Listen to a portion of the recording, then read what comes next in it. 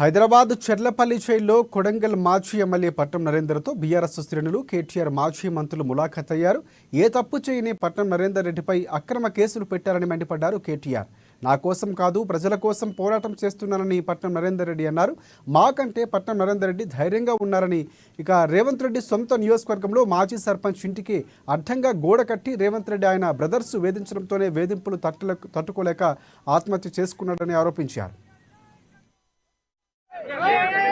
కొడంగల్ నుంచి కొండారెడ్డిపల్లి దాకా అరాచకాలు చేస్తున్న దుర్మార్గులేమో ఇవాళ గద్దెనెక్కి కూర్చున్నారు. మీరు చూస్తూ ఉన్నారు. కొడంగల్లోనేమో పేద రైతుల భూములు గుంజుకునే ప్రయత్నం ఒకవైపు, ఇష్టం వచ్చినట్టు భూములు ఇవ్వమంటే అర్ధరాత్రి ఇండ్ల మీద పడి ఆడవాళ్ళు చిన్నపిల్లలను చూడకుండా అరాచకాలు చేస్తున్నది కాంగ్రెస్ ప్రభుత్వం రేవంత్ రెడ్డి నాయకత్వంలో.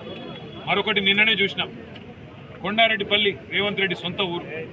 ఒక మాజీ సర్పంచ్ పెద్ద ఆయన సాయిరెడ్డి 85 ఏళ్ళు ఇదే రేవంత్ రెడ్డి కోసం మన ఎలక్షన్లో కూడా తిరిగిండు, ఓట్లు వేయించిండు.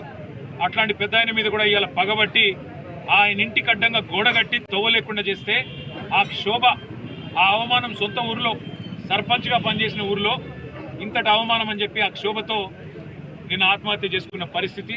కొడంగల్ నుంచి కొండారెడ్డిపల్లి దాకా